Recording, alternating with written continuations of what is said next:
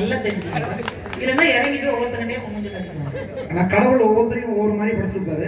என்ன ரொம்ப உயரமா படைச்சிருக்காரு. என்ன காரணம்னா இது மாதிரி எவ்வளவு பெரிய மைக்கு போட்டாலும் எவ்வளவு பெரிய போடியம் வச்சாலும் என்னுடைய அழகு யாருக்கும் தெரியாமல் போய்விடக் கூடாது என்பதற்காக உயரமாக படைத்திருக்காரு. நீங்க தான் அக்கா இருந்தாங்க எதிர்த்து பேசக்கூடாது இல்ல, தம்பி அழகுன்னு அக்கா தான் சொல்லணும். ஆமா. எங்கும் தமிழ் எதிலும் தமிழ் என்னும் நிலை வேண்டும், எங்கள் கவி பாரதி எண்ணப்படி வேண்டும், சங்கத்தமிழ் மதுரத்தமிழ் முத்து தமிழாக தமிழே என் உயிராகி உணர்வாகி மூச்சாக வேண்டும் என்று அன்னை தமிழை போற்றி பணிந்து என்னுடைய உரையினை துவங்குவதிலே நான் பெருமகிழ்ச்சி அடைகிறேன். ஆஹா, தமிழுக்கு வணக்கம் சொல்லும்போது எப்படி ஒரு கைதட்டல் பார்த்தீங்கன்னா நடுவர் அவர்களே. எத்தனை மொழிகள் இந்த உலகத்துல இருந்தாலுமே நம்முடைய தமிழுக்கு ஒரு சிறப்பு இருக்கு. என்ன தெரியுமா? தடுக்கி விழுந்தால் ஆ ஆ, சிரிக்கும் போது ஈ ஈ, சூடுபட்டால் ஊ ஊ, மிரட்டும் போது ஏ ஏ, சந்தேகம் வந்தா ஐ, ஆச்சரியப்படும் போது ஓ ஓ, பக்கனைக்கு ஔ, பிக்கல் எடுத்தா அக்கு. இப்படி ஒவ்வொரு எழுத்திலும் ஒவ்வொரு உணர்வு குடிக்கொண்டிருக்கிற ஒரே மொழி நம்முடைய தமிழ் மட்டும்தான். இந்த அற்புதமான பட்டிமன்றத்திற்கு நடுவராக வீற்றிருக்கிற அழகிலே கனரா பேங்காக, அறிவிலே இந்தியன் ஓவர்சீஸ் பேங்காக, பார்வையில் பாரத் ஸ்டேட் பேங்காக, அன்பிலே மெர்கண்டைல் பேங்காக, எங்களை போன்ற பேச்சாளர்களுக்கு சம்பளத்தை அள்ளி அள்ளி கொடுப்பதிலே ரிசர்வ் பேங்காகவும் விளங்குகிற நடுவர் அவர்களே. நானே ரூரல் பேங்க் மாதிரி பரிதாபமா இருக்கிறேன். உங்களை பத்தி இது மாதிரி நான் 1000 வரி கவிதை சொல்ல முடியும், ஆனா நான் சொல்ல மாட்டேன். உங்க பேரே கவிதா, ஒரு கவிதைக்கே நான் எதுக்கு கவிதை சொல்லணும்? உண்மையாவே ஒரு இளைஞன் இன்னைக்கு பெருசா வாழ்க்கையில சாதிக்கணும் ஜெயிக்கணும் அப்படின்னா புக்கா வாங்கி படிக்கணும்னு அவசியம் இல்ல. எங்க அக்காவுடைய பேச்ச படிச்சாலே போதும், மிகப்பெரிய பேச்சாளர். ஆமா, அப்பதான் அடுத்த படிப்பு கப்பல் ஒரு நம்பிக்கை. அதனாலதான் நம்ம ஊர் பாருங்க சார், ரொம்ப அருமையான ஊரு. எல்லா ஊர்லயுமே நம்ம பேசுறதுக்கு அந்த சாமி துணையா இருக்கும். ஆனா இங்க இந்த சாமியும் துணையா இருக்கு, ஆடியோ பேரும் சாமி ஆடியோ சாமி, இந்த 2 சாமி நமக்கு துணையா இருக்கு. பாத்தீங்களா? உண்மையாவே ஆடியோவும் சூப்பர், ஆடியன்ஸும் சூப்பர். நல்ல ஒரு மைக் செட் உற்சாகமா கைதட்டு கொடுங்க. இப்போ உங்க எல்லாரையும் பார்த்து நான் ஒரு கேள்வி கேட்கிறேன். எல்லாரும் சாப்பிட்டீங்களா? நான் சாப்பிடல. அங்க ஒரு அக்கா உங்க கேள்வியில தீய வைக்க அப்படிங்கிறாங்க. இது ஒரு கேள்வியாடா அப்படின்னு. எதுக்காக இந்த கேள்வியை கேட்கிறேன்னா, உங்க வீடு வீடுன்னு பேசுறாங்களா 2 பேரு. எந்த வீட்லயாவது இன்னைக்கு விருந்தோம்பல்னு ஒண்ணு இருக்கா? நான் கேட்கிறேன், அதை கேளுங்க. எங்கேயுமே விருந்தோம்பல் இல்ல. போன வாரம் நாகர்கோவில்ல ஒரு பட்டிமன்றத்துக்கு போயிருந்தேன். காலையில பட்டிமன்றம் முடிய விட்டு எங்க அக்கா மலர்வழி அக்கா போன் பண்ணி, எங்க ஊருக்கு பட்டிமன்றம் பேசிவிட்டு அக்கா வீட்டுக்கு வராம போயிருவியா, வாடா அப்படின்னா. வீட்டுக்கு போனேன், வீடை சுத்தி பார்த்தேன், பேசினேன், பேட்டு வரேன்டா அப்படின்னேன். அக்கா வீட்டுல நீ சாப்பிட்டு தான் போகணும்னா, வேணாக்கா ஹோட்டல்ல சாப்பிட்டுக்கிறேன் அப்படின்னேன். முடியாது, அக்கா வீட்டுக்கு வராத ஆள் வந்திருக்க, கண்டிப்பா சாப்பிட்டு தான் போகணும்னாங்க. வேணாக்கா பரவாயில்லக்கா இருக்கட்டும் அப்படின்னேன். சாப்பிட்டு போடா, கண்ட கண்ட நாயெல்லாம் வந்து எங்க வீட்டுல சாப்பிட்டு, நீ சாப்பிட்டா என்னடா? இது இந்த வீடு கொடுக்கிற பண்பாடை நீங்க கத்துக்கிட்டீங்க, இளைஞர்கள் எல்லாம் முன்னேறிடுவானா? அதுக்கப்புறமா நீங்க அந்த வீட்டுல சாப்பிட்டுருக்கீங்க. ஒரு நம்பலாம் சாப்பிடல, ஒரு 13 இட்லி சாப்பிட்டேன். அதுக்கப்புறம் நான் மானத்தேன். அடுத்த வாரம் எங்க ஊர் ராஜபாளையம் நீங்க கண்டிப்பா பாருங்க. எதுக்கு நாயை வச்சு கடிக்க வைக்கவா? நான் உண்மையாவே சார், நாடு எத்தனை விஷயங்களை கற்றுக் கொடுத்துருக்காங்க. எங்க எதிரணியில வந்து அக்கா பேசும்போது வரி வரியா எழுதி பொய் பேசினாங்க. எதுக்கு பொய்ய பூரா வரி வரியா எழுதுறாங்கன்னு பார்த்தா பேரே ராஜராஜேஸ்வரி. எவ்வளவு பொறுத்து இதெல்லாம் வந்து புரிஞ்சா நல்லா இருக்கும். ஆமா, டார்க் காமெடி. டார்க்ல நீங்க இருக்கிறதுனால சில பேர் சொல்றேன். உண்மையாவே எவ்வளவு விஷயங்கள் சொல்லியிருக்காங்க பாருங்க. பொய்யா எங்க வீட்டுக்கும் நாட்டுக்கும் என்ன வித்தியாசம் தெரியுமா சார்? நிலாவை காட்டி சோறு ஊட்டினா அது வீடு, நிலாவுக்கே ஒரு இளைஞனை அழைத்து கொண்டு போய் சாதித்தால் அதுதான் நாடு. உண்மையா இல்லையா? இல்லன்னு சொல்ல முடியுமா? பொம்பளை புள்ள பிறந்தா யாரையும் எதிர்த்து பேசாத, பொறுமையாருன்னு வீடு சொல்லணும். நாடு என்ன சொல்லணும்? யார் எதிர்த்தாலும் அவர்களை எதிர்த்து நீ போராட வேண்டும் என்று நாடு கற்றுக் கொடுக்கும். உண்மையா இல்லையா? என்ன நீங்க பேசுறீங்க? யோசிச்சு பாருங்க சார். நாகேஸ்வரி எல்லாம் இப்படி பேசுன மாதிரி அவங்க மாமியார்ட்ட பேச முடியுமா? வாய்ப்பே கிடையாது. அங்க முடியாம தான் இங்க வந்து பேசுது. நாடு கற்றுக் கொடுக்கிற நல்ல விஷயங்கள் நீங்க சொல்றீங்களாங்க. நாங்க இவ்வளவு அக்கா பெண்கள் எல்லாம் உட்கார்ந்துருக்கீங்க. நான் கேக்குறேன், நீங்க எல்லாரும் முதல்ல உங்க பிள்ளைய டெய்லி காலையில எப்படி எழுப்புறீங்க? வீட்டுல கண்ணே முத்தே பவளமே எந்திரி, ஸ்கூலுக்கு லேட் ஆயிருச்சு தங்கம், இப்படியா எழுப்புறீங்க? கழுத எருவு மாடு குட்டி சவரு எந்திரி, ஸ்கூலுக்கு லேட் ஆயிருச்சு, இன்னும் தூங்கிட்டு இருக்க. நீ எல்லாம் எங்க உருப்பட போற? யார சொல்றீங்க? இல்ல தூங்குறதுல 60 கிலோமீட்டர் வந்து இப்படி ஒரு சாபத்தை வாங்க வேணாம் வந்திருக்கேன். பரவாயில்ல, நல்ல எண்ணம் தான் சொல்லுவீங்க, நம்பிக்கை எனக்கு இருக்கு. ஏன்னா உங்க சொல்றாங்க வீடு வந்து தோத்து போகும்போது சப்போர்ட் பண்ணணும். நீங்களும் சப்போர்ட் பண்றீங்க அவங்க கூட சேர்ந்து. வழி இங்கிட்டு இருந்து பேசுறதுதான் என் வேலை. ஏங்க சமீபத்துல நடிகர் எஸ்.ஜே. சூர்யா ஒரு பேட்டியில சொன்னாரு, பாத்துருப்பீங்க. வீட்டுல நம்ம வீடு என்ன தெரியுமா பண்ணோம்?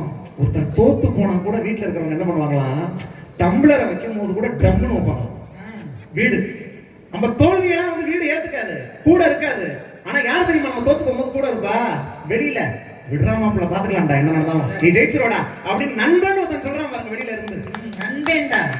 அதனாலதான் பாடலாசிரியர் விவேகா சொன்னாரு, தோழனின் தோள்களும் அன்னை மடி, அவன் தூரத்தில் பூத்திட்ட தொப்புள் கொடி என்று நண்பனை பார்த்து சொன்னாரா இல்லையா பாடலாசிரியர் விவேக். இதெல்லாம் படிக்கணும்.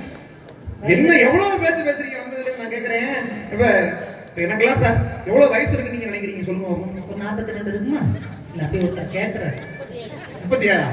இதுக்கு அவங்களே பரவாயில்ல. நீங்க 55? வேணாம், இதுக்கு மேல எவ்வளவு வன்மம் பாருங்களேன். ஆனா உண்மையா எனக்கு என்னன்னா, இவ்வளவு ஆர்வமா இருக்கிற ரசிகர்கள், ஏன்னா சனிக்கிழமை இரவு நேரத்துல ஒரு பொங்கல் லீவ்ல நல்ல தமிழை கேட்பதற்கு ஒரு கூட்டம் கூடும்னா நிச்சயமா காலாப்பூர்ல தான் இப்படிப்பட்ட ஒரு கூட்டத்தை பார்க்க முடியும். நான் உட்கார்ந்தேன் சேர்ல, ஒரு அக்கா வந்தாங்க, என்ன ஒத்து பார்த்தாங்க, என்னக்கா பாக்குறீங்க அப்படின்னு. இங்க நான் இடம் போட்டிருக்கேன் அப்படின்னாங்க. நான் பேச வந்திருக்கேன் அப்படின்னு. அவ்வளவு இடம் இருக்குல்ல, அங்கிட்டு போய் பேச எதுக்கு இங்கே வந்து உட்காந்துருக்க, அவ்வளவு ஆர்வம். ஆனா உண்மையாவே நான் சொல்றேன் சார், எனக்கு வயசு, உண்மையான வயசை சொல்றேன், என்னுடைய உண்மையான வயது 25. கைதட்டுங்க. உலகத்திலேயே வயசை சொல்லி கைதட்டு வாங்குறேன் நான் தான் இருக்கேன். இதுதான் வேற வழி இல்லை, அவசரம். எனக்கு வயசு 25. எனக்கு வாழ்க்கையில எந்த கவலையும் இல்லை, எந்த பிரச்சனையும் இல்லை, எந்த சோகமும் இல்லை. 24 மணி நேரமும் நான் சிரிச்சுக்கிட்டே இருப்பேன். ஏன் தெரியுமா? ஏன்னா எனக்கு இன்னும் கல்யாணம் ஆகல. நீங்க பைத்தியமோன்னு நினைச்சிட்டேன். அந்த கவுண்டரை கொடுப்பீங்கன்னு நான் நினைச்சேன். நல்ல வேலை கொடுக்கல, மானம் காப்பாற்றப்பட்டது. கொடுத்துட்டீங்களா? பேமெண்ட்டையும் கொடுத்துருங்க கரெக்டா, அதை கொடுத்துருவீங்க. ஏன்னா என்ன மாதிரி பசங்க எல்லாம் எப்படிப்பட்ட பொண்ணு மனைவியா வரணும்னு விரும்புறோம் சார். சொல்லுங்கப்பா, எல்லாம் தெரிஞ்சுக்கிறேன். எல்லாரும் கேட்டுக்கோங்க. நல்ல ரசனை நிறைஞ்ச நவரசமான பொண்ணு ஒய்ஃபா வரணும். வர்றது எப்படி வருது, புளி ரசம் கூட வைக்க தெரியாத ஆளு ஒய்ஃபா வருது. நவரசமா பெண்ணை எதிர்பார்த்தீங்கன்னா அது ரசிச்சே தெரியாத மாதிரி தான் வரும். கூந்தல் நீளமா இருக்கிற ஒரு பொண்ணு வரணும்னு எதிர்பார்க்கிறோம், வர்றது பூரா வாய் நீளமா இருக்குதோ. வீட்டுக்கு வர போறது அப்படியே விளக்கு ஏத்துறதுக்கு வரும் அப்படின்னு நம்ம நினைக்கிறோம். வரும்போதே ஒரு விளக்கு மாத்துக்கிட்ட எடுத்துட்டு வருது. இதுல வந்து வீடு வந்து அவ்வளவு மகிழ்ச்சியா இருக்கா. நல்லவர்களை உருவாக்கு. என்னங்க வீடு நல்லவர்களை உருவாக்குது நான் கேக்குறேன். இன்னைக்கு வந்து இளைஞர்கள் வந்து செல்போனை பார்த்து அடிமையாயிட்டானா சொல்றாங்க. எல்லாரையும் பார்த்து எது செஞ்சு யாருக்கும் பெண் பிள்ளைகளுக்கு போன் வாங்கி கொடுக்காதீங்க, பசங்களுக்கு என்ன வாங்கி கொடுக்காதீங்க, பைக். நான் கேக்குறேன், பைக்கையும் போனையும் தயாரிக்கிறது யாரு, விற்கிறது யாரு? வீடா நாடா? நாடுதான். நாடுதானே. நாடுதானே போனை தயாரிக்குது விற்குது, நாடுதானே பைக் தயாரிக்குது விற்குது. எல்லாத்தையும் நீங்க பண்ணிட்டு நாங்க வாங்க கூடாதுன்னு வீட்டுல இருக்கிறவங்க குறை சொன்னீங்கன்னா என்னங்க அர்த்தமா? ஆண்கள் வந்து நீங்க ஜீன்ஸ் உடை போடுறான். கல்யாணம் பாரம்பரியத்திலேயே ஆண்களுக்கு என்ன ஜீன்ஸ் போடுறானா என்ன? டெய்லி பட்டிமன்றம் போடுறதுனால எல்லா தலைப்பையும் போட்டு உருட்டி விடுறீங்க. விட்டு நம்ம ஒரு வெரைட்டியா கொடுக்கணும் பேச. அதுக்காக என்ன வெரைட்டி போறதுனால முடிக்கிற நேரத்துல திருப்பும் சொல்லி முடிச்சிருங்க. எவ்வளவு இளைஞர்கள் நீங்க வந்து வெறும் ஜீன்ஸ் பேண்ட் மட்டும் தான் போடுறான். கேக்குறேன், இவ்வளவு நாள் இருக்குல்ல வருஷத்துல எல்லா நாளும் ஜீன்ஸ் பேண்ட் போடுறான்ல. ஆனா தமிழர் திருநாள் பொங்கல்னு வந்துட்டா எல்லாரும் வேட்டி கட்டிட்டு ரீல்ஸ் போடுறானா இல்லையாங்க? உண்மையா இல்லையா? என்ன குறை சொல்றீங்க? நாங்க கேக்குறேன், அழகா வேட்டி சட்டை போட்டு பொங்கல்லாம் நின்றானே. ஆமா, நான் கேக்குறேன், குண்டா சட்டிக்குள்ளேயே குதிரை ஓட்டுறது ஒரு வாழ்க்கையா சார்? வீட்டுக்குள்ளேயே யாரு குண்டா சட்டிக்குள்ள குதிரை ஓட்டுறா? வீட்டுல இருக்கிறவங்கள சொல்றேன். தன் பெண்டு தன் பிள்ளை சோறு சம்பாத்தியம் இவை உண்டு தான் உண்டு என்று வாழ்வதா வாழ்க்கை? நாடு என்ன சொல்லி கொடுக்குது? எங்கும் பாரடா இப்புவி மக்களை, பாரடா உன்னுடன் பிறந்த பட்டாளம், மக்கள் பெருங்கடல் பார்த்து மகிழ்ச்சி கொள் என்று நாடுதானே சொல்லி கொடுக்கிறது. விசால பார்வையால் விழுங்கு மக்களை. அடுத்ததான் நான் சொல்லலான் இருந்தேன். சாரி, எனக்கு அந்த ஒரு வயசு தான். வீடுங்கிறது ஒரு சின்ன வட்டம். ஆனா ஒரு மனிதன் வெற்றி பெறுவதற்கான வாய்ப்புகளை நாடுதான் கொடுக்கிறது. வீடு வெறும் ப்ராப்ளம், நாடுதான் நம்மள ஆக்குது பிரபலம்.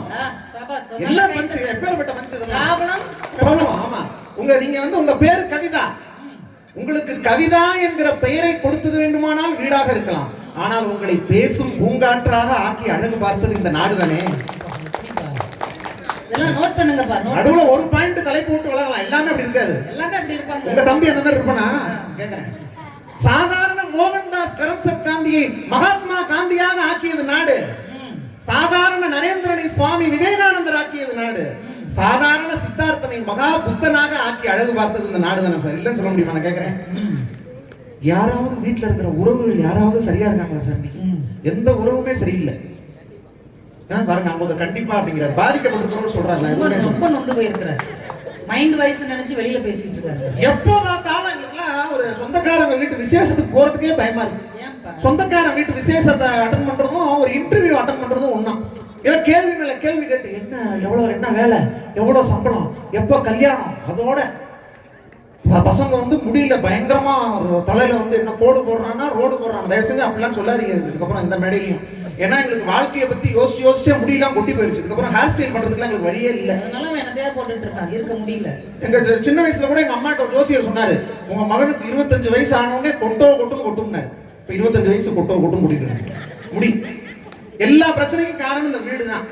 நான் ஒரு விஷயம் சொல்றேங்க, ஒரு ஜெனரல் நாலேஜ். உங்களுக்கு ஜெனரல் நாலேஜ் அதிகமா இருக்குல்ல உங்களுக்கு? எனக்கு தெரியல. உங்களுக்கு ஜெனரல் நாலேஜ் இருக்கு, ஜெனரலாவே நாலேஜ் இருக்கு. அதனால தான் ரசிகர்கள் கை தட்டுறாங்க. அறிவாளிகள் சொன்னா கேட்கறேன். நிச்சயமா. ஏன்னா சொந்தக்காரங்க எப்படிப்பட்டவனோ ஒருத்தர் எழுதினார், ஆமைக்கு முடி இல்ல. General knowledge TNPSC students note பண்ணி. ஆமைக்கு முடி இல்ல, முதலைக்கு நாக்கு இல்ல, பாம்புக்கு காது இல்ல, நண்டுக்கு தலை இல்ல, இது எல்லாம் இருந்தும் நம்ம சொந்தக்காரனுக்கு நல்ல மனசு இல்லைன்னு ஒருத்தன். அவ்வளவு வேதனை. நல்ல மனசு யாருக்காவது இருக்கா சார்? சித்தப்பா வந்தார் ஊர்ல இருந்து, பையன் ரூம்லயே இருந்தான், வெளியில வரல. ஏப்பா எப்பவுமே நீ ரூம்குள்ளேயே தான் இருப்பியா, ஹாலுக்கு வரவே மாட்டியா? அவன் எப்பவுமே நான் ஹால்ல தான் இருப்பேன், உன்னை மாதிரி சொந்தக்காரன் வந்தா மட்டும் ரூம்குள்ள ஓடிடுவேன் அப்படின்னா. வீட்டு நிலைமை அப்படிதான் இருக்கு. வீட்டுக்குள்ளேயே முடங்கி கிடந்தா ஒருத்தருக்கு விரிந்த பார்வை வராது சார். லட்ச லட்சமா சம்பாதினான்னு வீடு சொல்லும், லட்சியத்தோடு வாழ வேண்டும் என்று இந்த நாடு தான் சொல்லும்.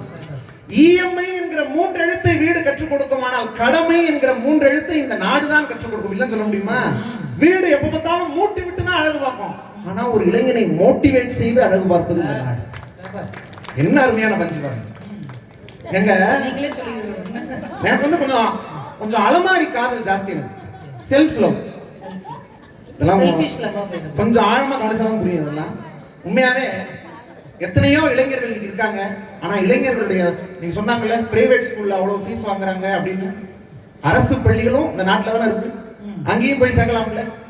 இளைஞர்களுடைய கனவு நாயகன் டாக்டர் ஏபிஜே அப்துல் கலாம் ஐயா மறைந்த போது கவிக்கோ அப்துல் ரஹ்மான் எழுதினார், குர்ஆன் உன்னை பெற்ற தாய், குறள் உன்னை வளர்த்த தாய், அதனால் தான் நீ சாதித்தாய். அரசு பள்ளியிலே படித்தவன் உருப்பட மாட்டான் என்றார்கள். ஆனால் இன்றைக்கு எல்லா பள்ளி மாணவர்களும் உன் பெயரைத்தானே உருப்போடுகிறார்கள். குடியரசுத் தலைவர் மாளிகையில் நீ குடியிருந்தாயே, அது அல்ல உன் பெருமை, குடிமக்களுடைய இதயங்களில் எல்லாம் குடியேறினாயே, அதுதான் உன் பெருமைன்னு சொன்னார்னா, எங்க இளைஞர்கள் செல்போனை வெறும் காதலிக்கு முத்தம் கொடுப்பதற்கு மட்டும் பயன்படுத்தவில்லை நடுவர்களே. யாருடைய உயிருக்காவது ஆபத்து என்றால் முதல் ஆளாக ஓடி போய் ரத்தம் கொடுப்பதற்கும் இதே கைபேசியை எங்களுடைய இளைஞர்கள் பயன்படுத்துகிறார்கள் என்றால், இந்த நாடு எந்த விதத்திலையும் எங்க இளைஞர்களை வந்து தவறான திசைக்கு வந்து கொண்டு போகல, முன்னேற்றுது அப்படிங்கிறத நாங்க சொல்றோம். இப்ப எனக்குலாம் 25 வயசுன்னு சொல்லிட்டேன்ல, சொல்லிட்டீங்கப்பா. இன்னொரு மறுபடி பிறப்பு மறுபடியும் சொல்றேன், அப்பதான் அது நல்லா கனெக்ட் ஆக முடியும். உங்களால அந்த பயன்பட கல்யாணமலை மோகன் சார்ட்ட சொல்லி பொண்ணு பார்க்க சொல்றேன். அதெல்லாம் தம்பி சொல்லாமே அக்கா செய்யதான் செய்தி, நான் சொல்லணும். அதெல்லாம் இன்னொரு சோகமான செய்தி சொல்றேன், கல்யாணம் ஆகலைங்கிறத சொல்லிட்டேன். இன்னொரு சோகமான செய்தி என்னன்னா, 25 வயசு ஆகியும் இன்னும் எனக்கு ஒரு லவ் கூட செட் ஆனதே இல்லை நடுவர்களே. பஞ்ச் டைலாக்கா அடிச்சா அப்படித்தான் இருக்கு. ஏன் ஒரு லவ் கூட செட் ஆனது இல்லை தெரியுமா? இது உங்க கொண்டா பரவாயில்ல, ஆளு கொண்டு சொல்லுங்க. எனக்கு வயசு 25, ஒரு லவ் கூட செட் ஆனது இல்லை. என்ன காரணம்னா, புத்திசாலிகளுக்கு எப்போதும் அவ்வளவு எளிதில் காதல் அமைந்து விடுவதில்லை. அதனாலதான் கேட்கிறோம், உங்களுக்கே அமையல. அருமையான கவுண்டர். நான் தான் என்ன பேசுறதுன்னு தெரியாம நினைக்கிறேன். ஒரு லவ் செட் ஆகணும்னா நிறைய பொய் பேசணும். எனக்கு பொய் பேசவே தெரியாதே, அப்புறம் எப்படி லவ் செட் ஆகும்? உங்களுக்கு உண்மையும் பேச தெரியாதே, பரியே செட் ஆகல. எங்க காதலிக்கும் போது கூட ஒரு இளைஞன் வந்து வெளியில எவ்வளவு மகிழ்ச்சியா இருப்பான், அவனுடைய காதல் ஆரோக்கியமா இருக்கும் சார். வீட்டுல அந்த மாதிரி கணவன் மனைவிக்குள்ள அந்த காதல் வந்து ஆரோக்கியமா இருக்கா? அன்னைக்கு வீட்டுல ஒரு கணவன் எழுதுறான் மனைவியை பார்த்து கவிதை, கப்பலுக்கு கலங்கர விளக்கு, கார்த்திகைக்கு அகல் விளக்கு, கல்யாணத்துக்கு குத்து விளக்கு, தயவு செஞ்சு கொஞ்சம் பல்ல விளக்கு அப்படின்னா. இதான் வீட்டுல இருக்கிறது. நட்புலையா இருந்தாலும் சரி, காதலா இருந்தாலும் சரி, எல்லாமே நாட்டில் வந்து ஆரோக்கியமாக இருக்கிறது. உண்மையா இல்லையா? இளைஞர்கள் வந்து கொஞ்சம் ஏட்டிக்கு போடியா பேசுறான், இல்ல சொல்லல, சின்ன விளையாட்டுத்தனமா இருப்பாங்க. ஆமா. இப்ப நான் நீங்க சிங்கப்பூர் பஸ் ஸ்டாண்டு கூட தான் வந்து இறங்கினேன். ஒரு சின்ன பையன் வேகமா வந்தா, அண்ணே ஒரு சந்தேகம்னா என்னடா அண்ணே, நான் எம்எஸ்சி மேத்ஸ் படிச்சிருக்கேன் சார். சாதாரண ஆளே கிடையாது, சாதாரணமா நினைச்சாதீங்க. கொஞ்சம் குரலிகத்தை காமிக்கிற மாதிரி சில விஷயங்கள் பண்ணலாம், ஆனா சாதாரண ஆள் இல்ல. எம்எஸ்சி மேத்ஸ் படிச்ச என்கிட்ட அவன் சந்தேகம்னே, இதோ மேத்ஸ்ல இருந்து சந்தேகம் கேட்க போறான் போலன்னு சொல்லி, என்னடா சந்தேகம்னே, நாய் எதுக்குன்னே நாக்க தொங்க போட்டுக்கிட்டு போகுது அப்படின்னா. அது எதுக்குடா என்கிட்ட கேட்கறேன், நாய்கிட்ட கேட்கறானே, அதனாலதான் உன்கிட்ட கேட்கறேன் அப்படின்னா. இது வந்து தவறுதான், நான் இல்லைன்னு சொல்லல. இது வந்து நம்ம அவன் பண்றது சரிதான் சொல்லல. ஆனா அவனை நல்வழிப்படுத்தி நல்ல வழிக்கு கொண்டு வர்றது யாரு? யோசிச்சு பாருங்க. தவறுக்கும் தப்புக்கும் என்ன வித்தியாசங்கிறது கூட நாட்டிலே இருக்கிற ஒரு ஆசிரியர் கற்றுக் கொடுப்பார். தவறு என்பது தவறி செய்வது, தப்பு என்பது தெரிந்து செய்வது. தவறு செய்தவன் திருந்த பார்க்கணும், தப்பு செய்தவன் வருந்தியாகணும். நல்ல நல்ல பிள்ளைகளை நம்பி இந்த நாடே இருக்குது தம்பி. இந்த சின்னஞ்சிறு கைகளை நம்பி புது சரித்திரம் இருக்குது தம்பி. சொல்லிக் கொடுத்தது யாரு? நாடு. நல்லா பாடுறீங்களா? கைத்தொழில் கம்மியா இருக்கு, உற்சாகம் கம்மியா இருக்கு. அப்படியே வீடு யாருக்குமே எதையுமே கொடுக்காதுன்னு சொல்லுவோம். அவங்க சொல்றாங்களே வீடு வந்து அதை பண்ணது இதை பண்ணது. நான் கேட்கிறேன், வீடு தான் எல்லாமே வந்து நல்ல விஷயங்களை கற்றுக் கொடுக்குறாங்க. எங்க அடுத்தவனுக்கு கொடுத்து வாழ்வதற்கு தானே அந்த கை. யோசிச்சு பாருங்க, எல்லாருக்குமே இல்லாதவங்களுக்கு கொடுத்து வாழ்வாங்க. எங்க அம்மா என்ன பண்றாங்க வீட்டுல? யோசிச்சு பாருங்க, மத்தியானம் சாப்பாடு கட்டி தராங்க ஸ்கூலுக்கு. தயிர் சாதம் இருக்குடா, உருளைக்கிழங்கு பொரியல் இருக்கு, இதுல ஸ்நாக்ஸ் இருக்கு, எல்லாத்தையும் நீ மட்டும் சாப்பிடு. கூட இருக்கிற யாருக்கும் ஒரு பருக்க கூட கொடுத்துறாது. இதுதான் நீங்க கொடுக்குற அறமா. பையனை கூட்டு கோயிலுக்கு போறாங்க, கோயில்ல கியூ நிக்குது பிரசாதம் போய் வாங்கலாம்னு போனா தீர்ந்துருச்சு. பிரசாதம் தீர்ந்து போயிடுச்சுமா. நீலாம் எங்கடா குறைக்க போற? அவ்வளவு பெரிய கியூ நிக்குது, அடிச்சு குடிச்சு போய் வாங்குறது இல்ல. வீடு சொல்லி கொடுக்குற அறம். புகுந்து போக வேண்டியதானே? என்ன நல்ல விஷயத்த வீடு நீங்க சொல்லி கொடுக்குறீங்க? நான் கேட்கறேன், எதுவுமே நல்ல விஷயமே கிடையாது.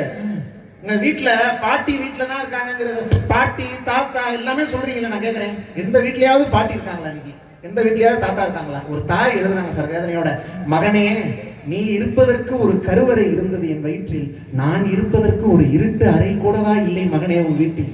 தாய் கேட்கறாங்களா இல்லையா? தாய் தந்தையரை வந்து எங்க வீட்டுல வந்து மதிக்கிறாங்களா? தாய் தந்தையரை வீட்டுல இல்ல அப்படிங்கிறப்போ என்ன உறவுகளை என்ன நீங்க வீடு வந்து காப்பாத்துது? நான் கேட்கிறேன், எங்க வீடு வந்து ஒருத்தனை சோதிச்சு அணுகுவான். வீடு சோதிச்சு வேடிக்கை பார்க்கும். நாடுதான் ஒரு இளைஞனை சாதிக்க வைத்து அழுகுவாங்க. இன்னைக்கு வாழணும்னா என்ன தேவை? காசு இல்லாம வாழ முடியுமா? நைஸா வாழணும்னா அதுக்கு தேவை பைசா. கோபுரத்துக்கு பேர் வச்சிருக்கான் பைசா கோபுரம்னு. ஏன் அந்த கோபுரம் சாய்ஞ்சிருக்கும்? பைசா கோபுரம் சாய்ந்திருக்கிறது. பைசா என்றாலே கோபுரம் கூட சாய்ந்திருக்கிறதுன்னு ஒருத்தன். அந்த காசை சம்பாதிக்கணும்னா கூட வீட்டிலேயே இருந்தா சம்பாதிக்க முடியுமா சார்? ஒருத்தன் திரைக்கடல் ஓடியும் திரவியம் தேடுனாங்க ஔவையார் அன்னைக்கு. யோசிச்சு பாருங்க, சம்பாதிக்கணும்னா கூட வீட்டை விட்டு வெளியில வரணும். லேர்ன் பண்ணணும்னாலும் நாடுதான் உதவுது, கை நிறைய ஏர்ன் பண்ணணும்னாலும் இந்த நாடுதான் உதவுது.